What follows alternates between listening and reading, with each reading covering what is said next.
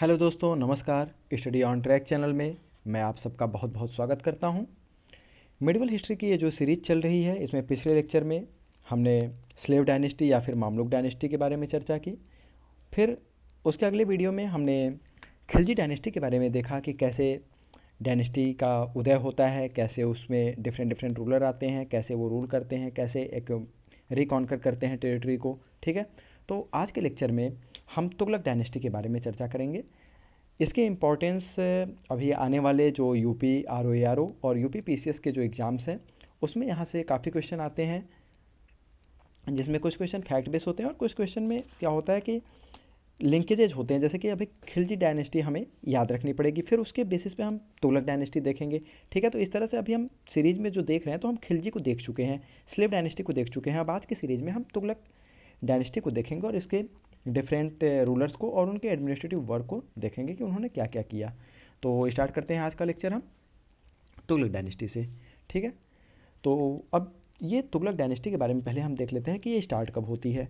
तो पिछले लेक्चर में हमने देखा था कि गयासुद्दीन जो तुगलक होता है वो क्या करता है, जो नसरुद्दीन खुसरो खान होता है उसको रिवोल्ट करता है और उसको हटाता है। ठीक है, इसके बाद एक नई डायनेस्टी स्टार्ट करता है जिसका नाम होता है तुगलक डायनेस्टी। तो ये कब स्टार्ट होती है? ये स्टार्ट होती है 1322 और ये कब तक चलती है? ये चलती है 1414 AD तक। ठीक है, हमने खिलजी डायनेस्टी में क्वेश्चन देखा था कि सबसे छोटा पीरियड किसका रहता है, सबसे शॉर्टेस्ट पीरियड किस डायनेस्टी का रहता है, तो वो तो खिलजी डायनेस्टी का रहता है। अब एक और क्वेश्चन आता है कि भाई सबसे बड़ा पीरियड, सबसे लंबा पीरियड किसका रहता है, किस डायनेस्टी का रहता है, तो ये तुगलक डायनेस्टी का होता है। ठीक है, तो लॉन्गेस्ट पीरियड किसमें, दिल्ली सल्तनत की बात कर रहे हैं हम, तो दिल्ली सल्तनत में जो सबसे लॉन्गेस्ट पीरियड होता है वो तुगलक डायनेस्टी का है। ठीक है, तो ये क्वेश्चन यहाँ से हो गया। अब हम गयासुद्दीन तुगलक के बारे में देख लेते हैं। ठीक है, तो ये कब तक रहता है? 1320 में ये तुगलक डायनेस्टी की स्थापना करता है। ठीक है, और यहाँ से 1325 में इसकी डेथ हो जाती है। ठीक है, अब इसके बाद बारे में बात करें तो कहा जाता है कि he was a very learned man. ठीक है, बहुत नॉलेज था इसके पास। ठीक है, अब पिछले लेक्चर में हमने देखा था कि बहुत सारा इनॉर्मस वेल्थ जो था किसने डोनेट किया था ग्रांट के रूप में? नसरुद्दीन खान ने। ठीक है, तो अब ये क्या ऑर्डर करता है? ठीक है, ये ऑर्डर करता है, ही ऑर्डर टू रिटर्न, ठीक है, all the grants distributed by previous sultans. ठीक है, तो जो रिच मैन होते हैं तो वो तो एग्री कर जाते हैं कि ठीक है, अब सुल्तान है, सुल्तान का फरमान है। ठीक है, तो रिच मैन जो है वो मान जाते हैं। लेकिन अब सूफी संत एक होते हैं चिश्ती सिलसिला के, निजामुद्दीन औलिया। ठीक है, यहाँ पे क्या होता है, निजामुद्दीन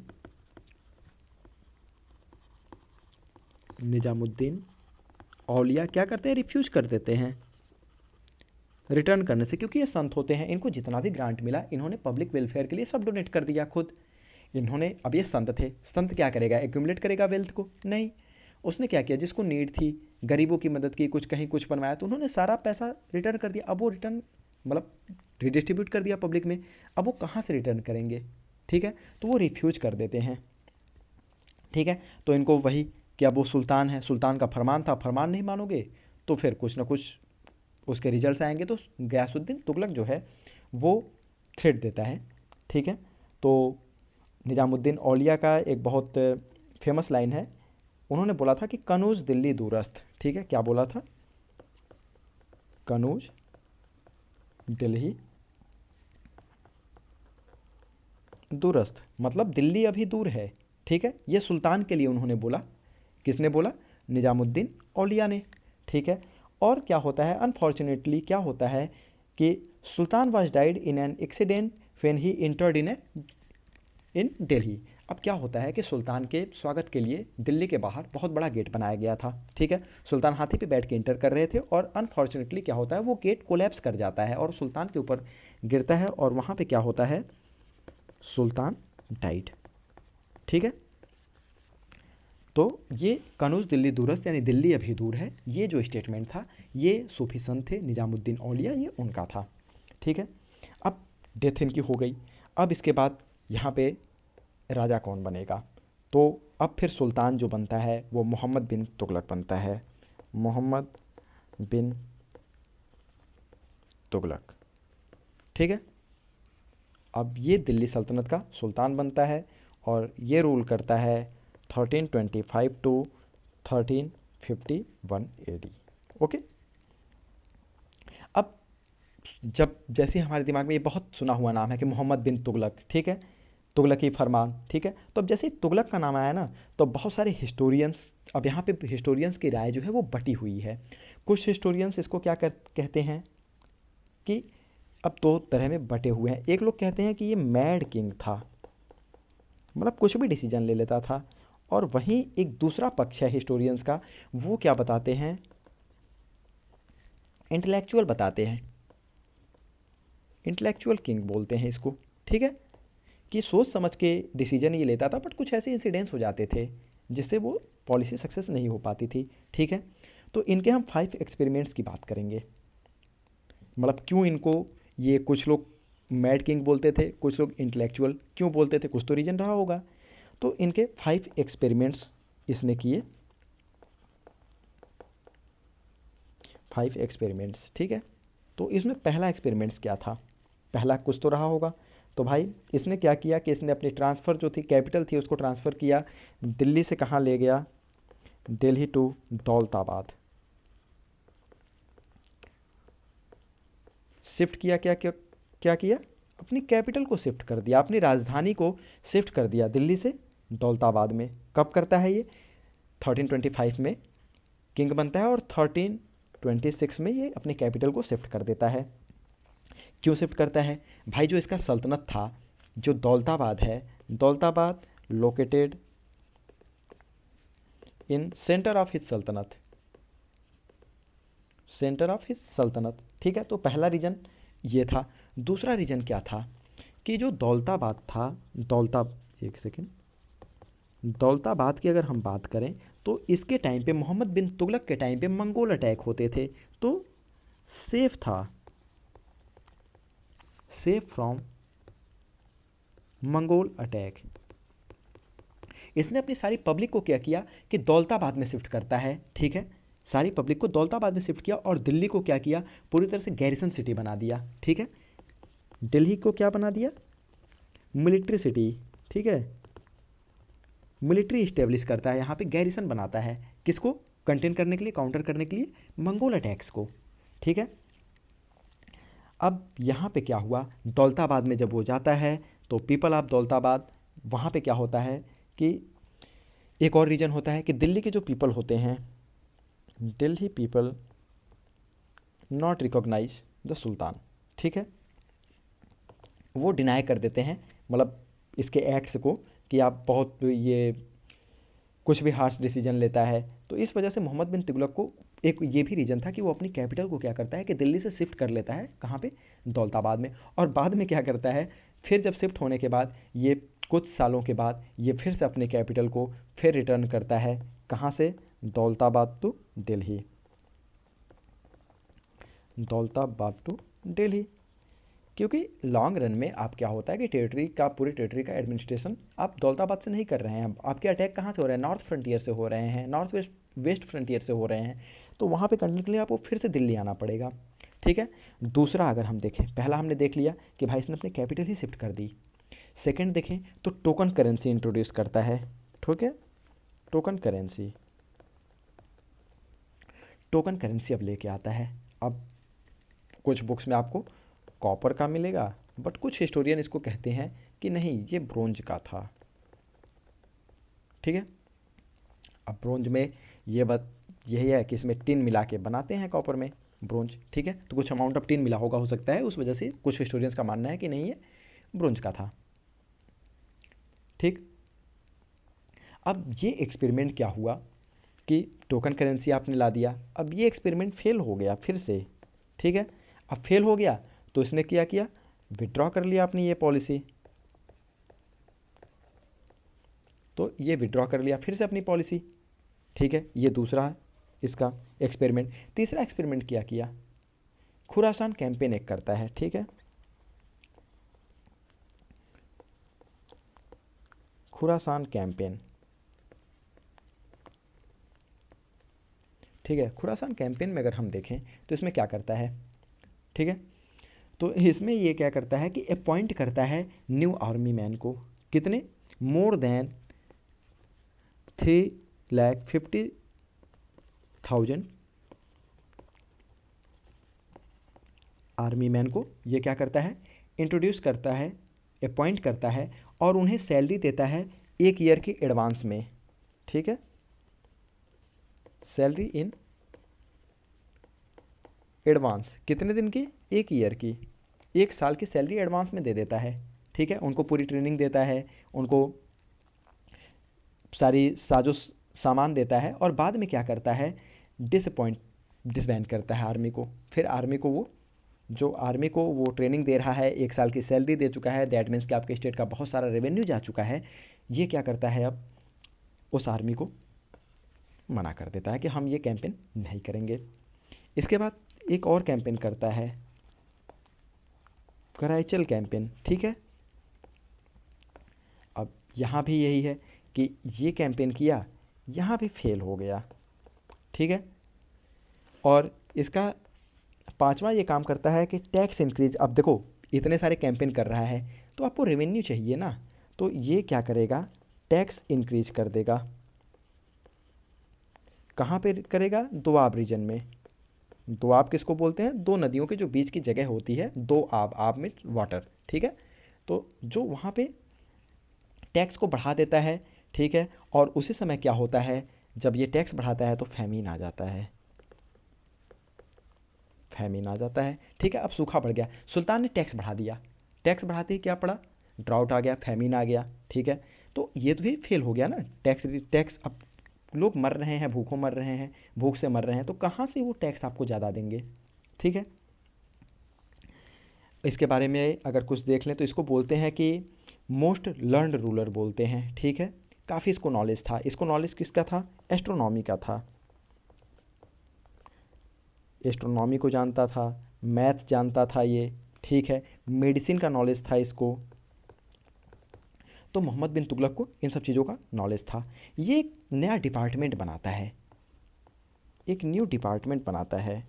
कौन सा डिपार्टमेंट बनाता है, अमीर ए कोही। ठीक है, अमीर ए कोही डिपार्टमेंट बनाता है। क्यों बनाता है ये अमीर ए कोही, किस चीज़ को देखेगा, किस फील्ड को देखेगा, तो एग्रीकल्चर की बात करता है, एग्रीकल्चर की बात करता है। और उस समय ये मोहम्मद बिन तुगलक इतना विजनरी है कि ये बात करता है क्रॉप रोटेशन की, क्रॉप रोटेशन की। देखो आज हम बात करते हैं कि क्रॉप रोटेशन करो, ऑर्गेनिक फार्मिंग, ये करो वो करो। ठीक है, लेकिन ये उस समय क्या बात कर रहा है कि क्रॉप का रोटेशन करना चाहिए। कनाल्स बनवा रहा है, किस लिए बनवा रहा है, इरिगेशन के लिए। भाई खेती होगी तभी तो टैक्स आएगा ना। ठीक है, अब इसके रेन में एक जो फॉरेन ट्रेवलर आता है मोरक्को से। ठीक है, कौन आता है, इब्न बतूता। ठीक है, इब्न बतूता आता है। ये कहाँ का रहता है, मोरक्कन रहता है, मोरक्को से आता है। ये किस बारे में बताता है, ये मोहम्मद बिन तुगलक के पोस्टल सिस्टम के बारे में बताता है। ठीक है, पोस्टल सिस्टम का एविडेंस जो है वो मिलता है यहाँ से कि इसके रेन में पोस्टल सिस्टम बहुत अच्छे कंडीशन में था। ठीक, अब इसके बाद मोहम्मद बिन तुगलक के बाद एक और रूलर हम देखेंगे इसी डायनेस्टी का, जो कि होगा, इसका जो सक्सेसर आता है वो होता है फिरोज शाह तुगलक, फिरोज शाह तुगलक। ठीक है, ये इसका सक्सेसर होता है। ये कब से कब तक रूल करता है, तो ये रूल करता है 1351 टू 1388 एडी। ओके, अब ये कौन होता है, तो ये कजिन होता है मोहम्मद बिन तुगलक का। ठीक है, अब ना ये तो अच्छा फाइटर होता है, ना मतलब अच्छा वॉरियर होता है, और ना ही अच्छा एडमिनिस्ट्रेटर होता है। ठीक है, तो अब यहाँ पे क्या होता है, अब ये एडमिनिस्ट्रेटर की अगर हम बात करें तो ये एडमिनिस्ट्रेटर अच्छा नहीं होता है। तो अब एडमिनिस्ट्रेशन करने के लिए स्टेट का कोई तो चाहिए, तो तीन लोगों के बीच में इर्द गिर्द घूमता रहता है। एक तो सन, ठीक है, दूसरा सन इन लॉ, और तीसरा ये लोग बिलीव करते थे बहुत ज़्यादा स्लेव पे, ठीक है। जैसे कि पहले हमने स्लेव डायनेस्टी एक देखी कि वो फिर स्लेव ऑफ स्लेव अपने ही स्लेव को वो अपॉइंट कर देता है। तो 3 ऑप्शन इनके पास होते हैं, ठीक है। अब इसके बारे में अगर हम देखें तो he had taken Mansur 2 times, Mansur 2 times, ठीक है। मतलब ये बार बार रिकॉग्निशन अपने आप को दिलवा रहा है, कैलिफ से ले रहा है, और ये कहाँ से लेता है, इजिप्ट के कैलिफ से, ठीक है। इजिप्ट से ये क्या कर रहा है, मंसूर ले रहा है, ठीक है। अब ये क्या कर रहा है कि भाई बहुत सारे उसमें टैक्स लगते थे स्टेट के द्वारा, तो एबॉलिश कर दिया, abolish all 23 types of tax, और क्या करता है, सिर्फ इम्प्लीमेंट करता है 4 टाइप ऑफ टैक्स, 4 टैक्स लगाता है, 4 टैक्स ये लेके आता है, मतलब इंट्रोड्यूस करता है। अब ये 4 टैक्स कौन कौन से होते हैं, तो इसमें आता है जजिया, पहले तो जजिया, फिर आता है जकात, ठीक है, फिर आता है खैरात,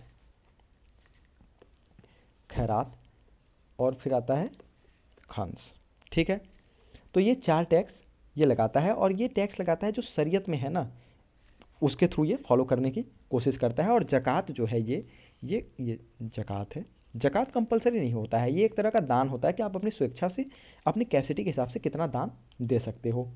ये एक इम्पॉर्टेंट काम करता है कि भाई जो किसानों का लोन होता है ना, उसको कौन सा लोन बोलते हैं, तकाबी लोन बोलते हैं, ठीक है,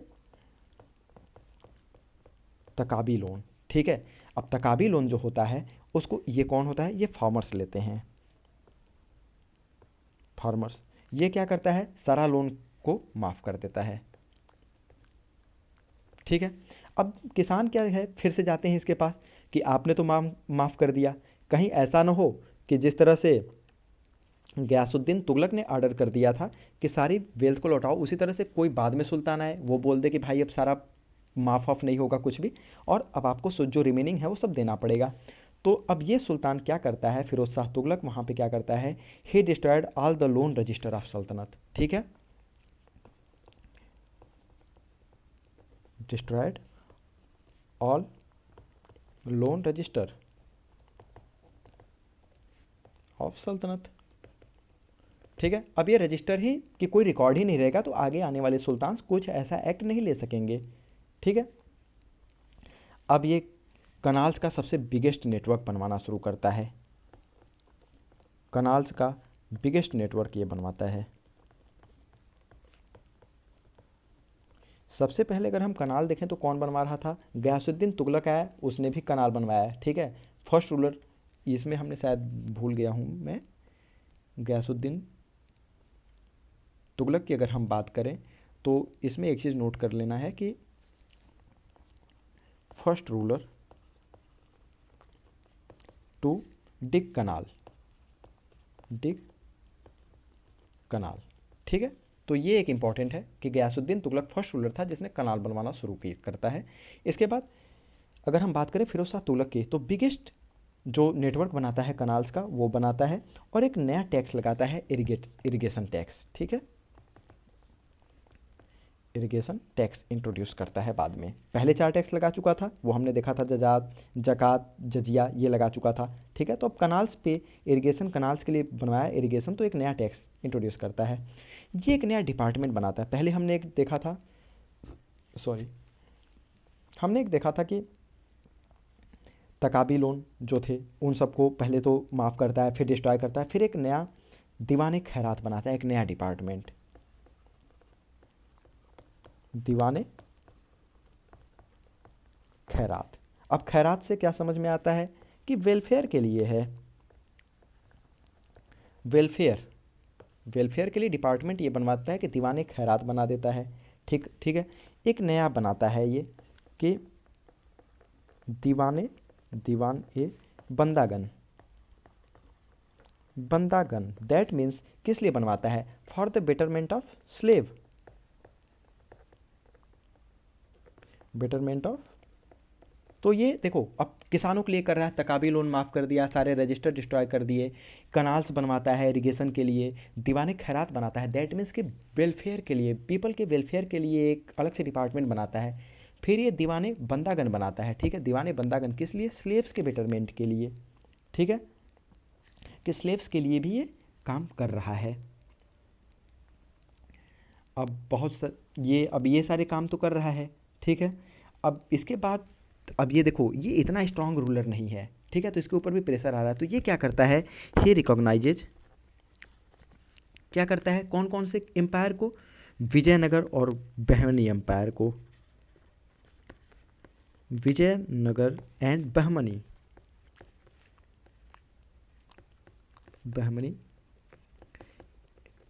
एम्पायर को क्या करता है, रिकॉग्नाइज कर देता है। अब देखो ये स्ट्रांग रूलर उतना नहीं था, ठीक है, तो ये वीक रूलर था, ये ऐसे अपना सिस्टम चला रहा है पूरा। इसका एडमिनिस्ट्रेशन जो है 3 लोगों में डिवाइड है, सन इन लॉ और स्लेव्स में। तो ये रिकॉग्निशन वहाँ पे कर देता है कि विजयनगर भी एक सेपरेट एम्पायर है एंड बहमनी भी एग्जिस्टिंग एम्पायर है, ठीक है। और क्या करता है, अब देखो ये जजिया जो होता है, जजिया ये इम्प्लीमेंट कर देता है ऑन ब्राह्मण्स पे भी लगा देता है, ब्राह्मण्स पे जजिया इम्प्लीमेंट कर देता है।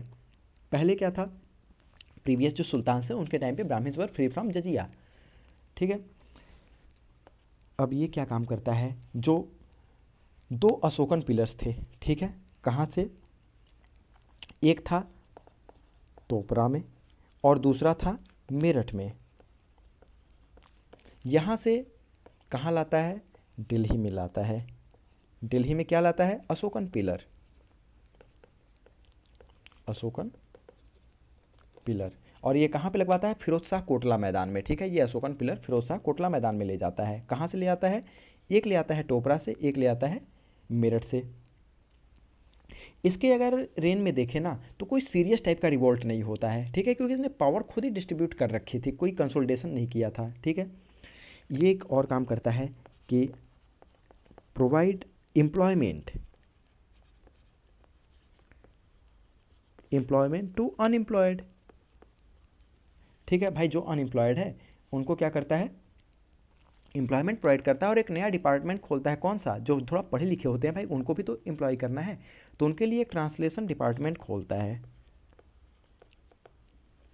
ट्रांसलेशन डिपार्टमेंट, ठीक है, कि आप डिफरेंट डिफरेंट बुक्स को, डिफरेंट इपिक्स को क्या करो, ट्रांसलेट करो।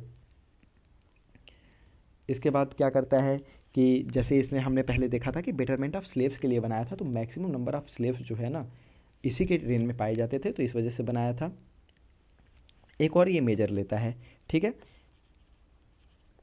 क्वालिटी मतलब इम्प्रूव करने पे ध्यान देता है, किसकी क्वालिटी इम्प्रूव करने पे, ऑफ फ्रूट्स, ठीक है, ये जो इसके राज्य में उग रहे हैं उनको, उनकी क्वालिटी के बारे में बात करता है। क्रॉप रोटेशन का हमने देख लिया था पहले, ठीक है, अभी तकाबी लोन फार्मर्स के लिए काम करता है, तो अब यहाँ पे ये आता है कि फ्रूट की क्वालिटी के बारे में भी भाई ये बात कर रहा है, ठीक है।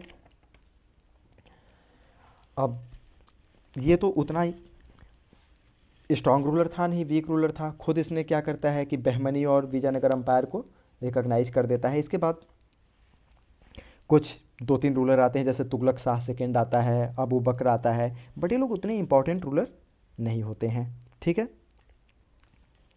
नेक्स्ट पेज पे हम देखते हैं। अब इसमें एक इम्पॉर्टेंट रूलर और आता है कि महमूद शाह तुगलक, ठीक है, इसके बारे में हम देख लेते हैं। महमूद शाह तुगलक, ठीक है, ये एक एम्परर होता है, एक किंग होता है, ठीक है। ये कौन होता है, ग्रेट ग्रैंडसन होता है फिरोज शाह तुगलक का, ठीक है। ये भी एबल किंग तो होता नहीं है, नॉट एन एबल किंग, ठीक है। इसके बाद इसी के रेन में अगर देखें ना तो तैमूर लंग, इसी के रेन में, इसी के शासनकाल में तैमूर लंग की अगर हम बात करें तो ये अटैक करता है दिल्ली को, अटैक करता है किसको, दिल्ली को, और प्लंडर करता है दिल्ली और उसके सराउंडिंग एरिया को। और जो खिज्र खान होता है, तैमूरलंग क्या करता है, नॉमिनेट करता है किसको,